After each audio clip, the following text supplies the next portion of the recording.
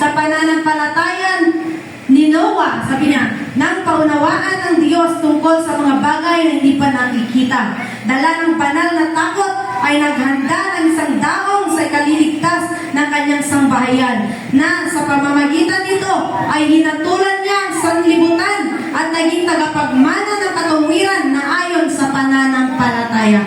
Naway maging katulad tayo ni Noah, na kahit wala pang nakikita ay naghanda siya. Tayo hindi pa natin nalalaman kung kailan po ang pagdating ng ating Panginoon. Hindi po natin alam yung exact time ng pagdating ng ating Panginoon. Maging si Jesus, hindi po niya alam yan. Dahil ang Diyos Ama lang ang nakakaalam kung kailan siya muling ibabalik.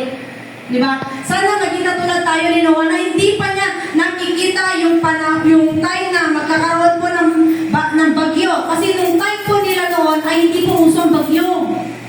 Hindi po uso yung ulan. Hindi po uso ang pagbaha noon. At siguro kung iisipin po sana ni Noah na, ay bakit ako pinaghahanda ng Panginoon na gagawa ng arko, wala namang ulan. Wala naman, hindi naman tag-ulan ngayon. Di ba?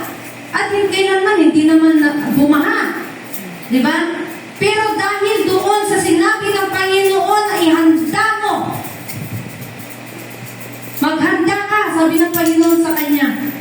Ay ginawa niya ng buong pananampalataya. Ginawa niya yung ark. At hindi niya alam kung kailan niya matatapos yun dahil sa pagkalaki-laki at ilang taon na niya yung pinaghandaan. Wala pang ulan. Kaya nga siya pinagtatawanan ng mga tao. Kasi sabi nila, bakit ka gumagawa ng ark? Wala namang ulan. Ang tirik-tirik ng araw. Yun ang sinabi ng mga tao noon.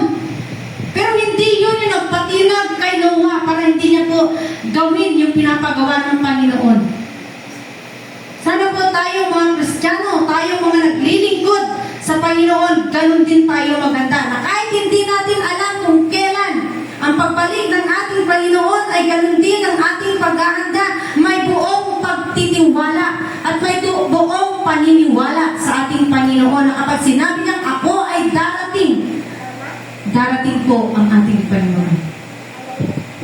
At sabi niya,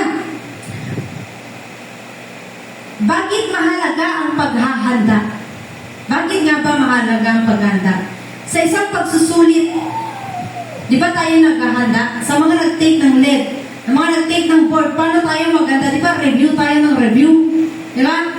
Kulang na nga lang, wala tayong oras na lumabas ang ating kwarto. Wala na tayong oras para kumain.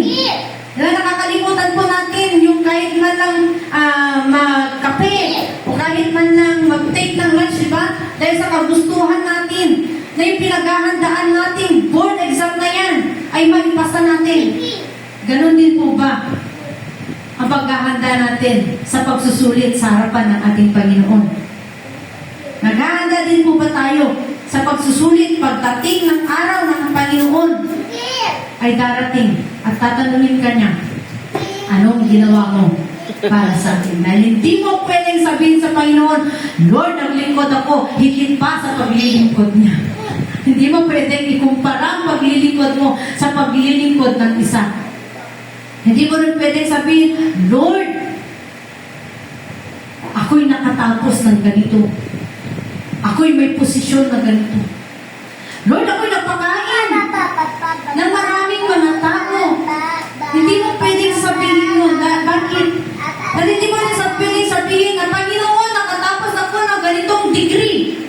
Hindi mo rin pwedeng sabihin sa harapan ng Panginoon niya. Dahil iisa lang naman ang gustong tanungin sa'yo ng Panginoon. Ang gustong malaman ng Panginoon sa'yo. Ano nga ba talaga ang ginawa mo para sa Kanya? At yun lang ang pagsusulit na tatanungin sa iyo ng Panginoon. At naway maging katulad natin yung 5 virgins.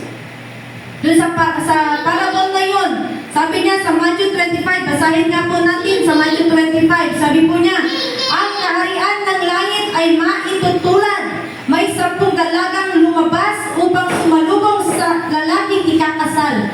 Bawat isa may dalang ilawan. Ang 5 sa kanila ay hangal at ang 5 ay matatalino. Ang mga hangal ay nagdala ng kanilang mga ilawan, ngunit hindi nagbaon ng langis. Ang matatalino na may nagbaon ng langis Bukod pa sa nasa kanilang mga ilawan, naantala ang pagdating ng lalaking ikakasal, kaya tinantok at nakatulog sila sa paghihintay. Ngunit ang ating gabi may sumigaw, narito na ang lalaking ikakasal. Lumabas na kayo upang salubungin siya. Agad bumangon ang 10 dalaga.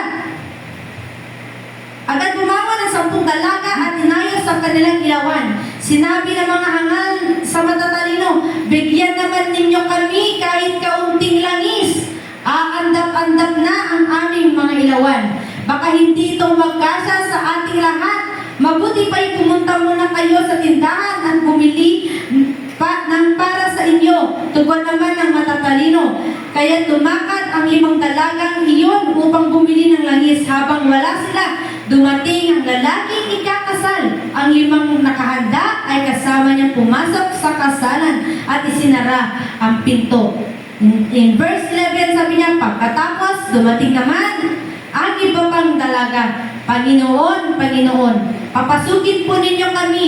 Pag-iusap nila. Ngunit tumugon siya, sino ba kayo? Hindi ko kayo kilala.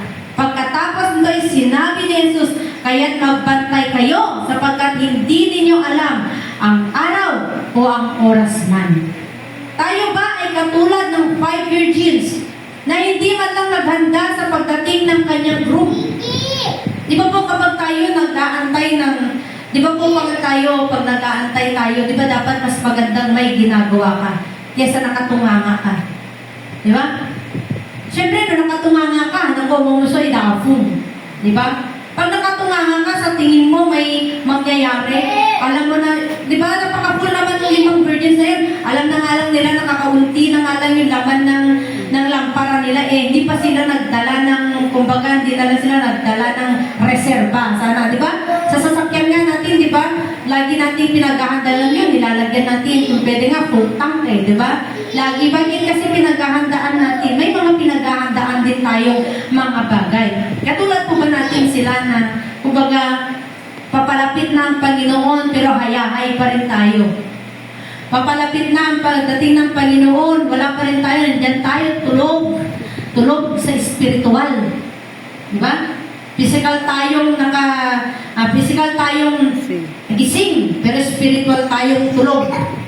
Di ba? O katulad tayo ng 5 virgins na yan na marunong maghanda pagdating ng Panginoon, di ba? Di ba, sobrang wise nila kasi meron ng laman yung kanilang lampara, nagdala pa sila ng reserba. Di ba? Sana ganun tayo ka-wise. Dahil, mga kapatid, gusto kong sabihin sa inyo to, pagdating ng panahon kasi, ang reserba na sinasabi dito ay yung reserba mo na naitanim sa puso at isipan mo ang salita ng Panginoon. Mawala man o ipagbawal man ang pagbukas ng Biblia, at least merong nakalagay sa puso mo. May naitanim sa puso mo at handa ka. Handa kang humarap. Diba? Handa kang humarap na kahit wala ka nang bubuksan na Biblia, sige, just spread the word of God. Kung ano yung narinig mo noon, nung panahon na nagtuturo si Pastor Benny, kung ano yung narinig mo nung nagpiprint si Pastor Aloni, si Pastor Amayla, kung ano yung mga narinig mo, yun yung naitanim sa puso mo, at yun yung pwede mo, at yun yung bala na pwede mong gamitin kapag tinawag ka ng Lord to spread His word. Dapat may reserba ka, kapatid. Sa paghahanda mo, sa pagtayo mo, sa paghahanda mo, sa paglilingkod mo, dapat may reserba ka. Katulad namin ng mga bagong na-install lang. Lahat ng kung anong nasasabi ninyo, yun din yung naririnig namin sa kanila. At sabi niya, sino ang dapat maghanda? Sino nga ba ang mga dapat maghanda? Yun po bang nasa secular? Yun po bang mga nasa labas?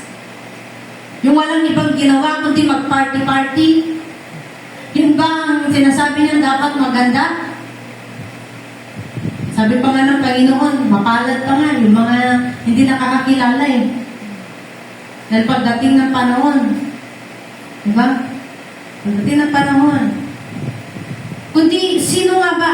Lahat po tayong mga Kristiyano ay tinawag sa buhay ng paghahanda. Walang pili-pili ang paghahanda. Lahat po tayo na mga Kristiyano. Nakaupo ka man dyan.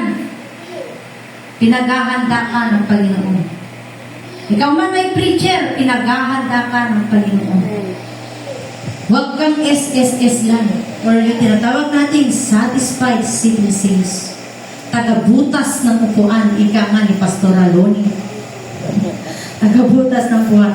Bakit walang pinipili ang paghanda? Maging sa edad po natin, tayo'y pinaghahanda na pa. Hindi niyo po ba nakikita?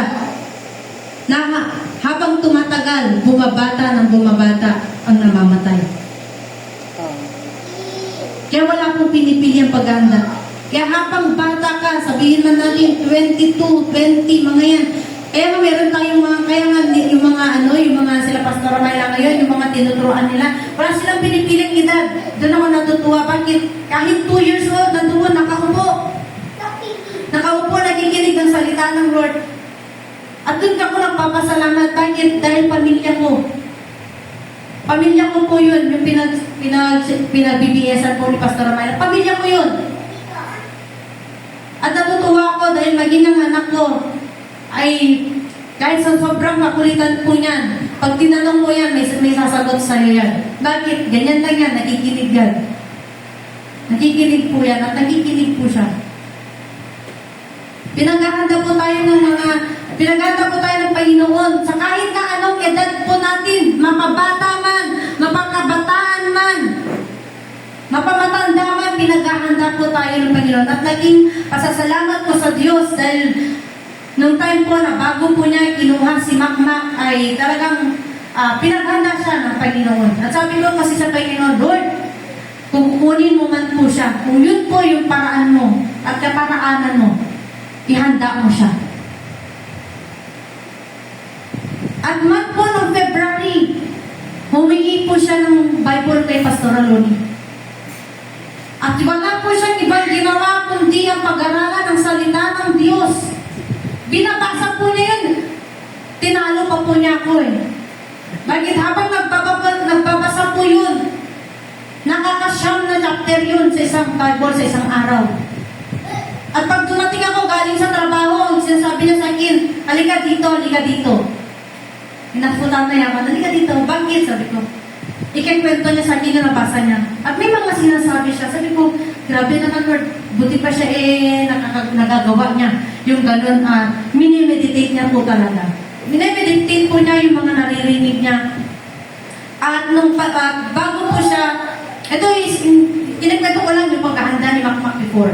At nung time po na nangyari na malapit na po siyang mawala that time, sabi po niya sa akin, alam mo, sabi niya, gusto kong magipagdebate. Ano ba? Alam, tali-talino din siya, no? Gusto ko magipagdebate. Kanino? Sabi ko, sa supervisor namin. Maring magdebate ka supervisor mo, baka na masuspendi ka. Ano ba ka nalang pagkatrabaho? Sabi ko, hindi, ayoko yung narinig ko sa kanya. Na sila lang daw maliligtas ko na. Di ba? Sabi niya, sila lang daw maliligtas. Sabi niya, kung ganito, ganyan. Sabi ko, sa puso't isipan mo, sabi ng Lord ang Diyos lang ang tunay na Savior. Huwag na. Sabi ko, may pataratat na yung binibig na daw. Di ba? Na ano niya? Kumbaga na-meditate niya yung sinabi niya. Yung sinabi ng Lord sa ano niya. Sa pinabasa niya. At alam ko, nakikipag-usap yun ng Lord. Bakit? Dahil minsan, pag nakakalimutan ko mag-pray, alam mo, ginagawa niya, hoy, mag-pray ka na. Hindi ka na naririnig, nag-pray ko na. Diba? Kaya sabi ko, na Lord, diba? Siya pa yung nagre-remind sa akin. Siya pa yung nagre-rebuke sa akin na nakalimutan ko na nag-pray. Kaya sabi ko, Lord, thank you kasi hinihanda mo siya.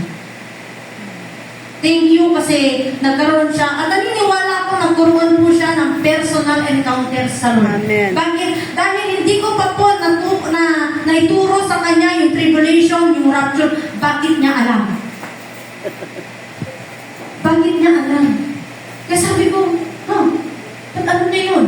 Kasi lagi ako na-amaze. Ba't niya alam? Ba't niya alam na magkakaroon Ang mga libingan at doon, lahat daw ng 6 na namatay ay sila muna maharap sa Lord. Hindi ko tinuro sa kanya, hindi pa nga nakapag-pray sila pastora ng ganun sa kanya. Bakit niya nalaman yun? At naniniwala ako na ang Diyos ang nagsabi sa kanya yun. At napakaswerte niya dahil nung siya'y nawala, alam kong naihanda siya ng Panginoon. At yun din po yung nag-comfort po sa akin na alam ko darating ang panahon, makikita ko man siya, pero kaibigan na lang. Hindi na asawa. Pero kaibigan na lang, hindi na asawa. Di ba? O yan, Pastor Mayla. Kaibigan mo na lang sa yan pagdating naman sa atin. Ay, hindi kasi Kuya Jesse, magkaibigan na lang sa akin. Pagdating sa heaven. Di ba? Pero at least, makikita mo siya. O, di ba? O, ito din, isa sa mga nakakatuwa kay Pastor Alon, sabi niya, ay, yun nga, napaghandaan ni Pastor Benny. Pero sabi niya sa akin, pero kaibigan ko na lang sa doon. Di ba? Pero kaibigan na lang daw niya si Pastor Benny doon. Pero okay lang. Okay lang. At least, pareho kayo ng destinasyon na napuntahan. Kesa naman magkaiba yung destinasyon yun. Di ba? Mas nakakalungkot yun. Di ba? Natatanungin mo sa sarili mo, ano kaya yung ginawa niya? Ano kaya yung pagkukulang ko na hindi ko siya na-remind sa dapat niyang gawin? Diba po? Sa kasarian, maging babae, maging lalaki, pinaghahanda po tayo ng Panginoon. At sa estado po ng buhay, pinaghahanda pa rin tayo ng Panginoon. Hindi po excuses na mayaman ka. Hindi po excuse na mahirap ka para hindi ka maghanda sa Panginoon. Why? Meron po tayong kanya-kanyang salvation. At hindi po mababayaran ng salapi ang salvation. At hindi mo din maidadahilan sa Lord na mahirap ka kaya hindi ka nakapaglingkod. Bakit? Dahil ang pagpapala po, galing po yan sa Panginoon at kapag ikaw ay naglingkod, tiyak na pagpapala ang darating sa'yo. Dahil hindi ka papabayaan ng Panginoon na dyan ka lang, na maghihirap ka lang. Hindi po papayag ang Panginoon. Mayaman po ang ating Diyos. Kaya anuman ang estado mo sa buhay mo, mayaman ka man o mahirap ka man, kailangan mong paghandaan ang kanyang pagpabalik. Lahat po tayo ay dapat maghanda. It could be a young person starting their spiritual journey, a leader in the church, or an elderly person in their twilight years. The call for the readiness and preparation is universal, applicable to all who seek to live a life of faith and obedience to God. How does preparation manifest? Sabi niya, preparation in a biblical context does not just relate to the physical or tangible elements of life, such as stockpiling resources or strategizing for future scenarios. Rather, it extends to spiritual readiness, including nurturing to a prayerful attitude. Tayo po ba ay nananatili pa rin sa pananalangin? Kamusta ang prayer life mo, kapatid? Nagkikipag-usap ka pa rin ba sa Lord hanggang ngayon? Kumusta yung prayer life nyo? Minsan na-review ko. Na-review ako ni Pastor. At tinanggap ko yun kasi mali din yung nagawa ko. Bakit? Minsan po, dahil po sa sobrang antok na talaga ko at pagod, minsan nagagawa ko at 10 minutes prayer. Minsan pa nga, di ko pa nababanggit yung amen, tulog na ako. Sabi ni Pastora, sabi niya sa akin, alam mo, kulang-kulang ang isang oras pag nag-pray. Yeah. Isang oras. Tapos ako 10 oras. Ay, 10 minuto lang. Kaya sabi ko, Lord, andun ako inano ng Lord, na, oo ano, kumusta ang prayer life ko. But, nananalangin niya ako pero 10 minuto. Kaya ang pananalangin sa Panginoon, kailangan masidhi ang pananalangin mo. At doon ko na-realize na sa pananalangin mo pala marami ka pa dapat ipanalangin. Huwag lang sarili mo. Huwag lang sarili mo ipanalangin mo. maging ang pastor mo, maging ang pamilya mo, maging ang kapwa mo, kailangan mong ipanalangin yan. Dahil hindi mo alam na sa iyong pananalangin, nakikinig ang Panginoon, na sa iyong pananalangin, yung palang kapatid mo, nangangailangan ng pananalangin, nangangailangan siya. Kaya minsan nga, sabi ni Pastor, alam mo, ginigising ako ng Lord ng 2 to 3 p.m. Ito ng 2 to 3 a.m. Sabi na. At meron siyang ipinapanalangin. At kapag hindi ko alam yung pinapanalangin ng Panginoon, sabi niya, nagtatatangas na lang ako. Wow! Grabe. Di ba? At dahil sa pananalangin na ihahanda po tayo ng Panginoon, dahil sa pananalangin po na yan, dyan po tayo kinakausap ng Panginoon. Diyan po tayo kinakausap ng Panginoon. Kaya ngayon pa lang, pwede po bang tanungin natin ang ating mga sarili, kamusta ang prayer life natin? Nakikipag-usap pa ba kayo sa Panginoon? O kayo lang yung nagsasalita, dire-diretso, hindi nyo yung pinapakinggan yung gusto sabihin ng Lord. Minsan nga ako, pag nag-pray ako, o pag natapos ko ng email, higa na ako eh. Pero sabi ni Pastora, antayin mo. Antayin mo, mangungusap ang Lord. At yun yung pinag-practice ko po ngayon, na talagang aantayin ko talaga yung pagsagot ng Lord. At worth it naman. Dahil hindi ka hahayaan ng Panginoon na dilat lang, na dilat at puyat na walang nangyari. Dahil kakausapin at kakausapin ka ng Panginoon. Sabi po niya sa Colossians chapter 4 verse 2 to 5, maging matyaga kayo sa pananalangin, laging handa at nagpapasalamat sa Diyos. Chapter 2 lang pala din. Sabi niya, maging matyaga kayo sa pananalangin, laging handa at nagpapasalamat sa Diyos. Kapag kayo po ba ay nananalangin, puro po ba hingi lang kayo ng hingi? Hingi lang pa kayo ng hingi? Hindi ka pa nag-start Panginoon, i-bless mo naman ako. Hindi ka pa nagpasalamat. Hindi ka man lang nagpuri. Dahil lang nabi mo, Panginoon, ikaw ay banal. Ikaw ay luwalhatiin. Salamat sa buhay. Salamat sa isang umaga na ipinagay mo sa akin. Ganun po ba pananalan? Panginoon, gusto ko yung ganito, Lord. Gusto ko ganito. Puro gusto mo na lang. Gusto mo na lang yung gusto ng Lord na marinig sa'yo. Narinig ba niya? Narinig ba ng Panginoon yung gusto niyang marinig sa'yo? O yung gusto mo lang yung naririnig ng Panginoon? Ang pananalangin po ay isa sa pinakamahalagang bagay na dapat natin gawin sa ating paghahanda. Through prayers, napapalakas po tayo. Through prayers, nasasabi natin sa Panginoon ang lahat ng bagay sa atin. Pwede mo nga pong sabihin sa Panginoon kung ano nangyari sa inyo sa buong umaga, di ba? Sa loob ng buwan. Kasi ang Panginoon, hindi yan nagsasawang pakinggan ka. Pero yung kausap mo, sabi natin dun sa kausap mo, nagsasawa na yan. Puro ikaw na lang nagsasalita. Di ba? Puro kwento na lang ng buhay mo. Puro love life mo na lang. Puro kadramahan mo na lang. Diba? Pero ang Panginoon nandyan. Pinapakinggan ka niya. At sa kanyang pagkikinig sa'yo, binibigyan ka niya ng kasagutan sa mga sinasabi mo. Hindi mo nga alam yung kausap mo, kung sa physical lang, kung sa mundo lang natin ngayon. Hindi mo nga alam kung yung kausap mo ay nakikinig na sa'yo. Bakit din nag-iirita na yung daranggang niya sa'yo? Diba?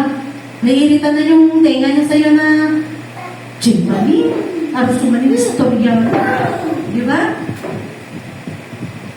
Kaya sabi ko nga sa Panginoon, panalayan ko sa Panginoon, Lord, yung mga kausap ko, sana hindi sila magsawa. Bakit? Kasi madaldala ko. Kasi madaldala ko, Lord, sabi ko. Pero at least naman, nasasabi ko sa kanila at nagbibigay din sila ng feedback sa akin. Kesa naman yung salita ng salita, na wala na nag-feedback sa'yo, salita ka pa rin ng salita. Di ba? Pero maganda na din yun yung nagsasalita ka.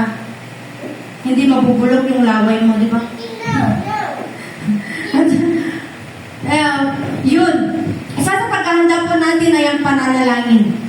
At pangalawa po, studying the Word of God. Pinag-aaralan pa rin po ba natin ang salita ng ating Panginoon? Nagbabasa pa rin po ba tayo ng salita ng Panginoon? Kamusta po ang devotional life mo? Nagde-devotion ka pa rin ba hanggang ngayon? O hindi na? Nakikinig ka pa rin ba sa salita ng Diyos every Sunday? O pumunta ka lang every Sunday para masabing may attendance ka? Para makita ni Pastor, ay nag-attend si Nathan. Ay nag-attend si ganito. Pero nakakasiguro ba na nakinig siya ng salita ng Lord? Dahil maganda din po na minsan ay kapikin mo ang katabi mo at sabihin mong makinig ka. Sa pag-a-attend mo ng Sunday service, nasa ang isipan mo? Naririto ba o nasa labas? Naririto ba ang isip mo sa spiritual o nasa secular? Dahil maraming mga tao ang nasa loob ng church, pero hindi tunay na nakikinig. Hindi tunay na nananampalataya. Meron po yung nandito siya sa loob ng church, pero iniisip ano kayang handaan mamaya? Ano nga bang kakainin ko mamaya? Ano kayang handaan nila doon? May igado pa kaya? May natira pa kaya? Yan. Dahil kapag nandito ka po sa loob ng church, nandito ka na rin lang, bakit hindi ka na lang makinig ng totoo? Hindi ko po ito sinasabi dahil ito yung ginagawa namin. Sinasabi ko po ito dahil ito po ang sinasabi ng Panginoon. Dahil masabi po kasi ng Panginoon, maraming mga pumapasok sa loob ng iglesia. Pero ang isip nila'y wala. Physically present, but spiritually absent. At sabi po niya sa Acts 17, verse 11, mas bukas ang isipan ng mga Hudyong taga-roon kaysa sa mga Hudyong taga-Thessalonica. May pananabik silang nakinig sa mga paliwanag ni Pablo at sinaliksik nila araw-araw ang mga kasulatan upang tingnan kung totoo nga ang sinasabi niya. Ganun po ba tayo? Na kapag may pinipreach po si Pastor sa harapan, tinitignan po ba natin yung Biblia natin? O may oras pa ba tayong magbuklat ng ating Bible? O may oras pa ba tayong buksan yung application o yung Bible app natin para i-check kung totoo nga ba? Ganun po ba tayo? Sana ganun po tayo. Nasa tuwing bigkas ng ating mga pastor, ng mga salita dito para makita mong totoo ang sinasabi nila. Para makita mong kailangan mong magsisi, na kailangan mong maghanda. Binubuksan mo ba yung Bible mo? Totoo nga ba na tayo'y pinaghahanda ng Panginoon? At marami po sa Bible ang nagsasabing kailangan po natin maghanda. Nagkakaroon po ba ng pagkakataon na binubuksan natin ang ating Biblia at inaaral ang mga nakasulat dito? Dahil sa panahon ito, kailangan nating maging matalino, maging wise, maging marunong. Dahil darating ang panahon, din sinasabi ko po kanina, ipagbabawal ang pagbabasa ng Bible. Marami na pong nangyayari ngayon na hinuhuli po nila ang mga Kristiyanong nagbubukas ng Biblia. Sa Middle East, nangyayari na. Hindi pa nangyayari dito sa Pilipinas. Pero darating ang araw, mangyayari yan dito. Handa ka na ba? Pinaghahandaan mo na ba? At kung handa ka, sabi nga natin, kailangan maging sa isip mo na itanim ang salita ng Panginoon. Dahil mahalaga ang bawat salita ng ating Panginoon. Dahil darating ang panahon, sabi po niya, lahat ay mawawala, ngunit ang salita ng Diyos ang mananatili. At next po ay ang practicing righteousness. Tayo po ba ay lumalakad sa katuwiran ng Panginoon habang naghahanda? In 1 John chapter 3 verse 10, dito natin makikita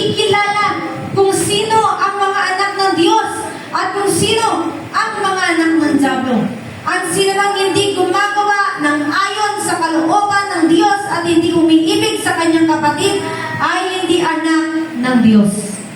La. Sabi niya, ang hindi umiibig sa kanyang kapatid ay hindi anak ng Diyos. Ang hirap. Bakit?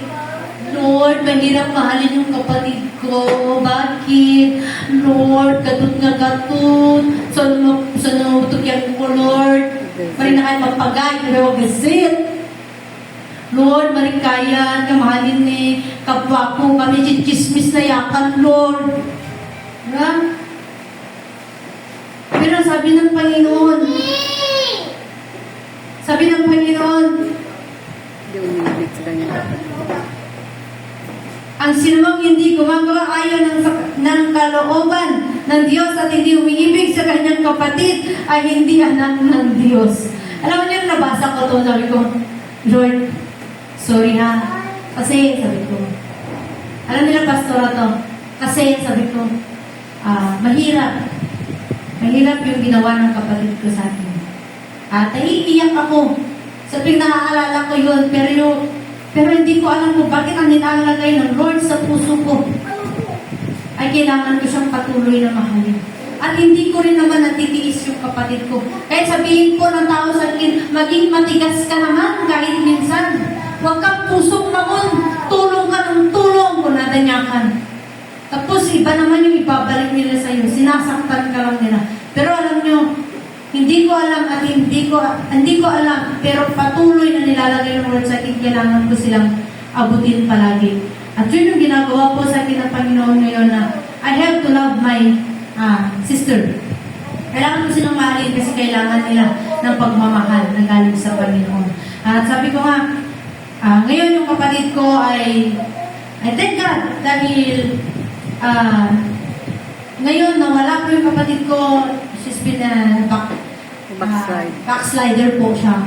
At sabi ko sa Panginoon, Lord, bigyan mo naman ako ng pagkakataon pag-pray. Lord, bigyan mo siya ng pagkakataon na makabalik sa iyo. At thank God, dahil kaninang umaga sabi niya sa akin, ate, attend ako. Saan? Sabi ko, sa inyo mamayang ako. Amen. Diba? Sabi ko, alam niya, sabi ko, Lord, thank you.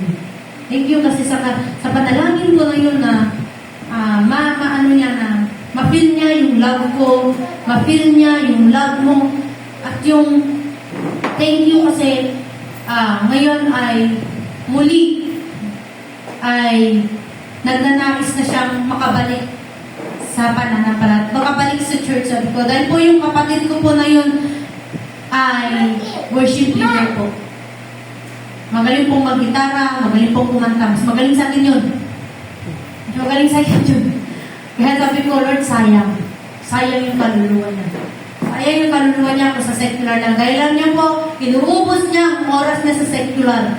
At sabi ko, Panginoon, usapin mo siya, sabihin mo, wala nang pagkakataon, wala nang oras. Kailangan nang bumalik sa iyo. Dahil kung paano ako binalik, Panginoon, ganun din ang gagawin mo sa kanya, ipabalik mo siya. At yun po ay inuumpisahan na ng ating Panginoon. At nagpapasalamat po ako sa Panginoon dahil ngayon maging ang tatay ko. Ang sabi niya sa akin, Max, pastora ka na nga. Sabi niya, pwede bang mag-BS na tayo dito sa bahay? Wow. At doon ako nagpapasalamat dahil ang nanay ko nasa ibang church. Pero yung tatay ko, sabi niya, mag-BS tayo dito sa bahay. Ang tatay ko na yun, kaya hindi pwede sumaway ang nanay ko. Kasi tatay ko nag-decide. At sabi ng tatay ko, susuportahan kita na. Wow. Grabe. Sabi ko nga sa Panginoon, Lord, salamat sa lahat ng ginagawa mo. Salamat dahil sa pamamagitan ni Papa, nakikita ko na yung word ko bilang anak. Dahil alam niyo po, sobrang hirap po na i-win. Sobrang hirap po i-win yung loob nila. Bakit? Dahil sa loob po ng family namin, may favoritism. Di nila ako favorite. Di ba? Di nila ako favorite. Di ba? Kung nakatagit ka noon, di nila ako favorite. Pero sabi ko, Lord, darating ang araw. Darating ang araw, Lord. Lalapitan nila po yan. Darating ang araw, magiging favorite din nila ako. Pero sabi ko sa Panginoon, pero favorite man nila ako, favorite niya kaming lahat. At dumating nga po yung point na yun nga, na Yung tatay ko, mas grabe yung ano namin ngayon, yung relationship namin ngayon bilang magkama na nagiging tatay sa kay Nathan. Kung ano man yung pagkukulang ko bilang nanay kay Nathan, siya po yung nagpupuno ngayon. At grabe. Kaya sabi ko, Lord, nararapat lamang na makarinig siya ng salita mo. Nararapat lamang na ang salita mo, na ang gospel mo ay pag pumasok na dito sa bahay na to. At salamat dahil ang Padre de Familia po namin ang mismong nag-request na. Kaya yan po, at salamat sa Panginoon dahil sabi ng tatay ko, umpisahan mo na. Umpisahan mo na. Kaya sabi ko, Lord, sige, ikaw makipag-usap sa kanila. At yan po, this week, kung ano yun ng Panginoon, loloobin po ng Panginoon this week, kaya nakapag-start na po kami sa bahay na family BS sa bahay namin. Sabi ni Tita din, sasama ako kung siyempre part pa rin ng family, so sama ako kung so, yun ang kailangan namin gawin. At yun din na dapat yung gawin. Sa inyong paghahanda, kailangan po ninyong isama ang inyong pamilya. Kung kinakailangan po kayong magkaroon ng BS sa loob ng bahay nyo, gamitin nyo ang mga natututunan nyo, gamitin nyo ang mga sinasabi ng Panginoon sa inyo. At sa paglakad po ng katuwiran, maganda po na nauumpisahan nyo po sa loob ng family ninyo para maintindihan nila kayo na nasa tuwing sinasaway mo ang kanilang mga maling ginagawa, maiintindihan nila. At maging sila ay lalakad din sa katuwiran ng ating Panginoon. Kailangan po din natin itindihan. At maging ikaw ay kailangan lumalakad din sa katuwiran ng Panginoon. Kayo po ba lumalakad pa rin sa katuwiran ng Panginoon? O kayo lumalakad sa uso ngayon? Na kahit isang tawag lang ng kaibigan mo sa secular, sige, nakalimutan mo na ang oras ng gawain ng Panginoon. Nakalimutan mo na na ikaw ay nananampalataya, sige, inom dito, inom doon, you've been compromising. Are you a compromising Christian? Nagkikipag-compromise ka ba sa gawa ng secular? Ginagawa mo ba ang ginagawa ng nasa secular? Dahil kung ginagawa mo, kapatid, manginig ka na. Bakit? Dahil hindi yun ang katuwiran ng Diyos. Dahil ang katuwiran ng Diyos ay mabusog ka, malasing ka sa presensya niya. Amen. Hindi sa malasing sa alak ng mundo. Hindi po malasing sa kalayawan ng mundo, kundi malasing ka sa presensya ng Diyos na pinaglilingkuran mo. Dapat po tayo ay laging handa sa lahat ng pagkakataon. Hindi po natin hawak ang ating mga oras. Hindi rin natin alam kung kailan tayo kukunin o kailan babalik ang ating Panginoon. Naalala ko po dito si Pastor Benny. Nasabi po niya noon, siguro nararamdaman niya na din, pero hindi niya siguro din alam na mawawala siya. Pero ang word na sinabi niya, paulit-ulit sa amin nila Pastor Ramayla, sabi niya, kahit nung last preaching niya sa pulpit ng Solana, sabi po niya, kahit mawala ako, kahit kunin ako ng Panginoon, basta nandito ako, nagpupuri sa Diyos, walang kalubihan. Handa ako. At totoo pong nakahanda ang ating pong mahal na Pastor Benny. Dahil po nang kinuha po siya ng Panginoon, araw po ng linggo, katatapos po ng gawain. Nakapagpuri po siya maghapon. Sana'y ganun din tayo. At lagi po tayong mag-iingat sa lahat ng bagay. Maraming ginagawa ang kaaway upang ikaw ay mailigaw at sana ma-discern mo yan. Dahil sa panahon po na to, open doors na po lahat. Open doors po tayo sa opportunity. Open doors po tayo sa blessings. Open doors na binubuhas ng Panginoon ang pagpapala niya. Pero, double time na rin po Satan. si Satan. Nagdo-double time po si Satan. At ito po yung patuloy kong pinapaalala sa mga kabataan po ng Solana. Sabi ko, dahil sila ay graduate na ngayon, ang sabi ko sa kanila, palagi ninyong ipagdasal sa Panginoon, palagi ninyong konsultahin ang Panginoon, palagi ninyong kausapin ang Panginoon kung yung bang mga opportunity na nai-o-offer sa'yo ay galing ba sa Kanya o galing sa kaaway. Dahil kayo mismo, madediscern niyo yan. Kung ang pagpapalang yan ay magiging dahilan ng paglayo ninyo sa Panginoon, hindi po yan galing sa Panginoon. Yan lamang po ay pain ng kaaway upang ikaw ay mailigaw. Kaya lagi po tayong handa, lagi po tayong mag-iingat sa paggawa ng ating mga desisyon. At lagi po natin dapat idulog sa Panginoon. Sikapin mong ikaw ay mamumuhay na kalugod-lugod sa harap ng Diyos. Huwag po tayong makampante. Huwag po tayong agadulang. Huwag tayong nagre-rest. Huwag mo pong sabihin sa Panginoon, Lord, kailangan ko po munang mag-rest. Sa loob ng isang taon, Panginoon, ilang beses mo akong ginamit, kaya kailangan ko pong mag-rest. Paano sa pagre-rest mo na yan, kinuha ka ng Panginoon? Rest in peace. Dina-rest in peace ka tuloy. Di ba? Na-rest in peace ka. Paano po sa pagre-rest mo na yan, dumating ang Panginoon? Di ba? Katulad ko napanood ko sa Facebook, dun sa rapture na yun. Nagtataka yung isang Kristiyano na wala yung katabi niya. At dahil hindi siya naniniwala, Sunday service kasi, Sunday time nung nangyari daw to. Sunday time. Kung baka inaano lang nilang mangyayari sa rapture. Sunday time nangyari. Yung Kristiyano na yun, nasa sasakyan pa lang. Dahil ang dami pa niya ginagawa sa loob ng bahay nila, nakalimutan niya yung oras, alas 9. Nasa daan pa lang siya, nag-start na yung gawain. Nasa daan pa lang siya, nag-overflow na ang presence ng Lord.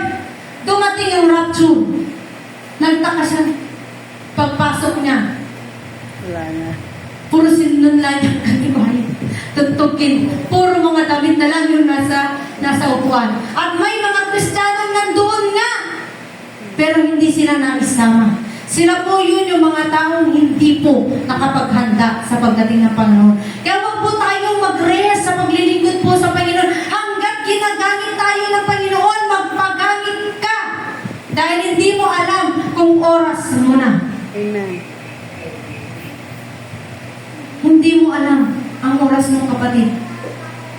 Tanging ang Diyos lang na nakakaalam kung kailan ka niya kukunin. Kaya dapat, huwag tayong mag-rest. Tapigin mo nga yung katabi mo, sabi mo, huwag kang mag-rest. Kaya kung sa pagkakataon na to, sa mga oras na ito, kapatid, kung ikaw ay nagpapalisa, ikaw ay nangihina, nawawalan ng pag-asa. Ask help to God. Humingi ka ng tulong sa Panginoon. Kung hindi ka pa handa, ask guidance sa Lord. Read the Bible.